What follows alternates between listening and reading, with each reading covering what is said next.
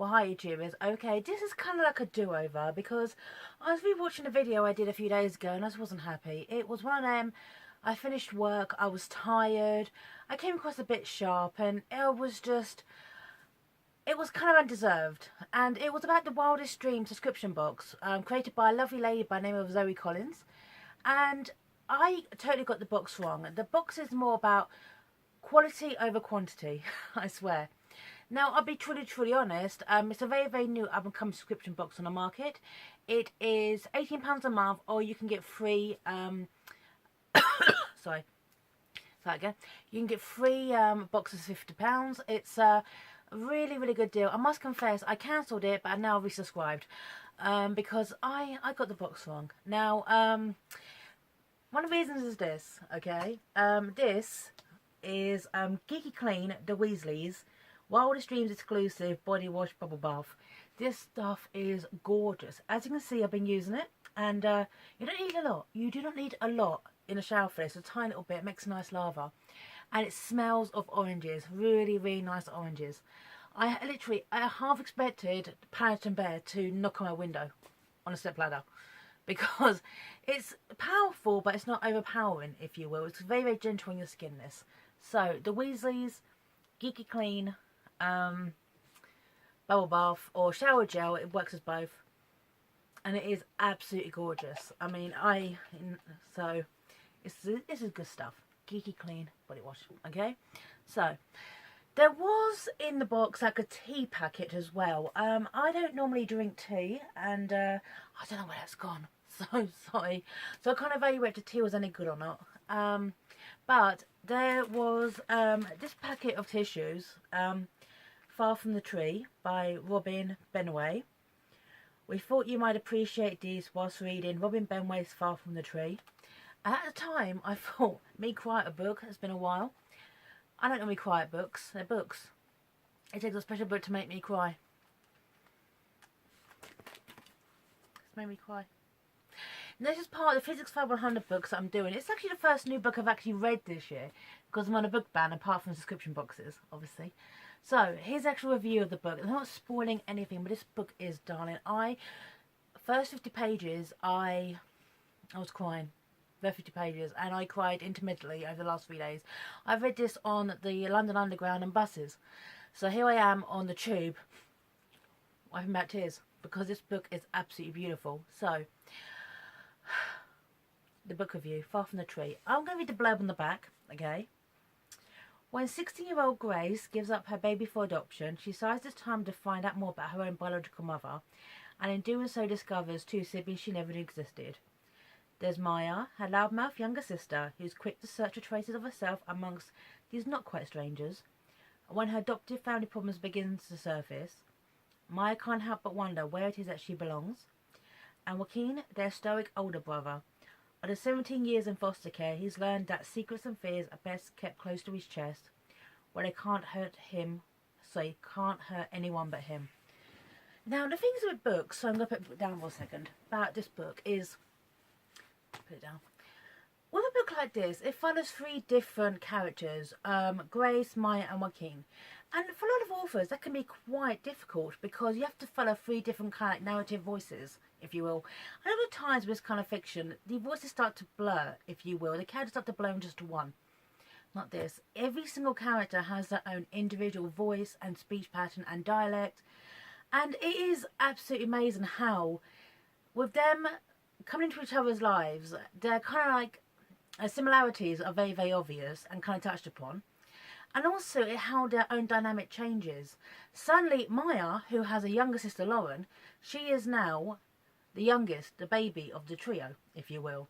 You have Joaquin, who has spent his entire life in the foster care system, has never really had a family structure, okay, to call his own.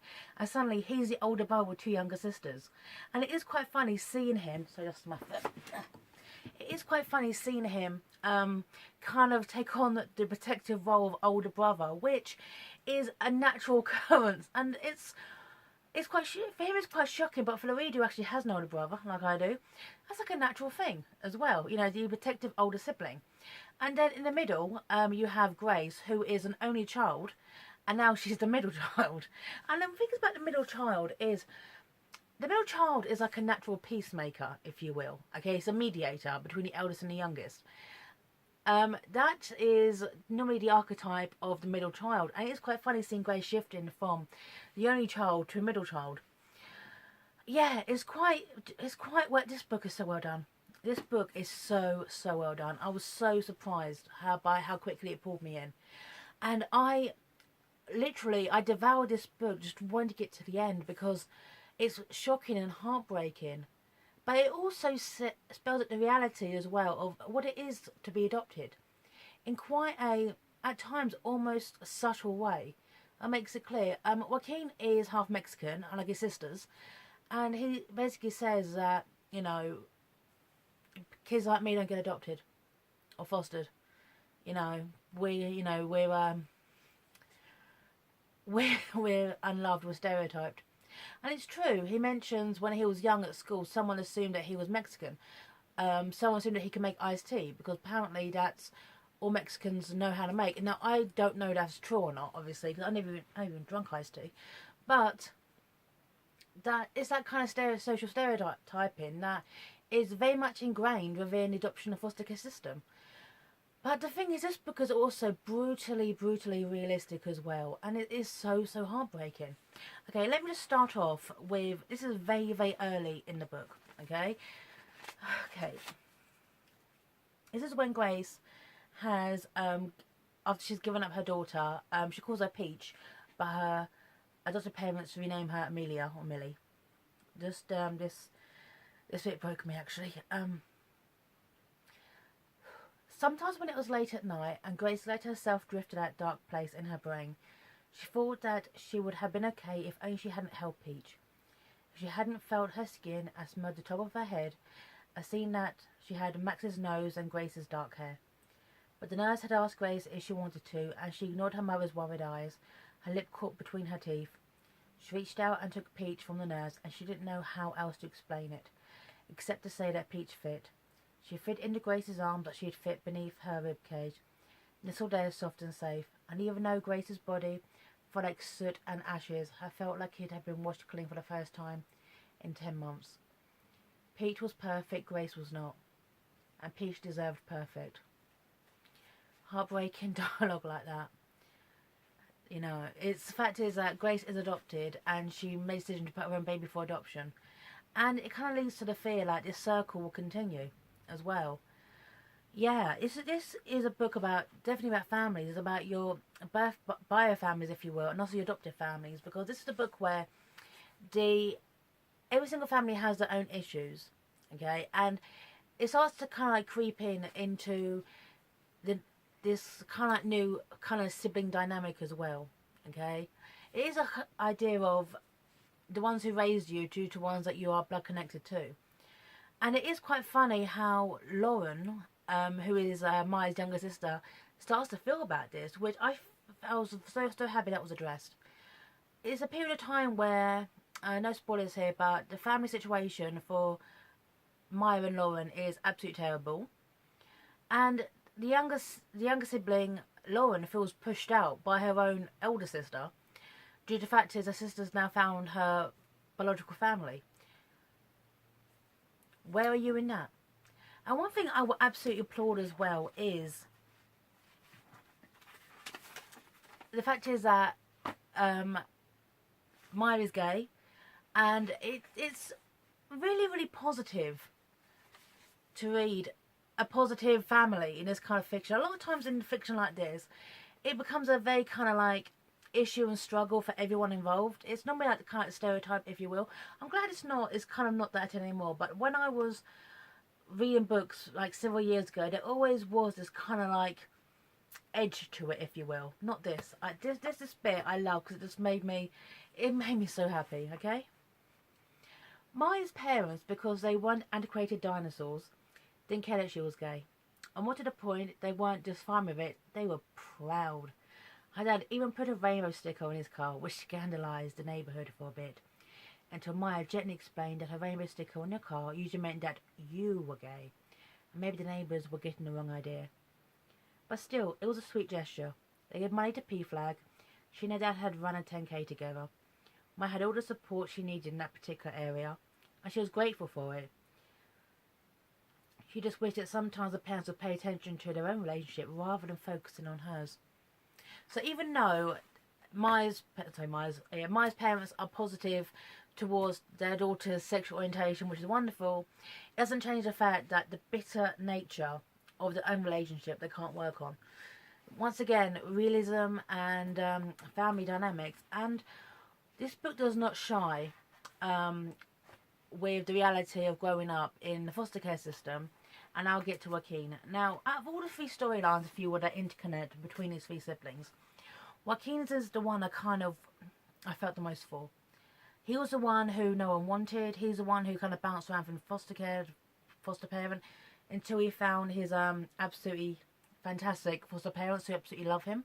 And that scares him, because the fact is that he loves them, but he's scared to lose them, which is, once again, frightening and realistic. And one thing I love about Robin Benway is the stealthy way she throws in other people's opinions relating to Joaquin. I mean, this bit here, now, this sounds really, really, this is a bit long, okay, but I just love how it's quite subtle in its approach, okay? This is page 282, okay? Joaquin's weekend was not off to the best of starts. On Friday, just as he was about to leave school and head home, the guidance counsellor poked his head out of her office. "Joaquin," she said, "can I talk to you for a minute?" Joaquin glanced around just to make sure there wasn't another Joaquin standing behind him. He had no idea that the guidance counsellor even knew who he was. She normally spent her time with the kids who were applying and going to colleges. Joaquin had watched the flow of college applications from afar, and were getting ready to leave home for the next phase of their lives. He thought it was ironic that everyone was trying so hard to leave home, when all they wanted to do was stay in one. "I saw this," the guidance counsellor said to him, when Dean was finally in her office, ignoring all the inspirational posters that told Joaquin that he could do it. "And of course, I thought of you. I thought you might be able to use it." She smiled at him. Joaquin glanced down at the paper she handed to him. It's printed out from the internet, and the date above said the article was written was 5 years earlier. "Tips for phasing out of foster care," it said in bold letters at the top. And then below, "What you need for a successful successful adulthood and beyond." There was a picture of a rocket next to the headline. "You thought of me," Joaquin said, trying to keep from laughing or crying, whatever the action was that was bubbling up in his chest, pressing down on his lungs. "I did," she said. "Of course you did," he replied. Exactly. So this tutor, who doesn't even know him, from Adam, has basically stereotyped him as a foster care system kid coming out of the system. So, yeah. So essentially, in this guidance counsellor's mind, that Joaquin will phase out, and that'll be it. Yeah. Shows a stereotyping at its finest. Very stealthily done, and very well done, by the way. So, the thing about this book, though, is I don't want to spoil the ending, but oh my god, I cried. I absolutely cried. It is just tragic and beautiful and heartfelt and heartwarming and heartbreaking. I'm thinking twice, I just think. I really, really enjoyed this book. It is realistic, and it's about love and family, okay, and the families and the ties that bind us, be it adopted or by blood. So I really, really recommend this book. And kudos to Robin Benway,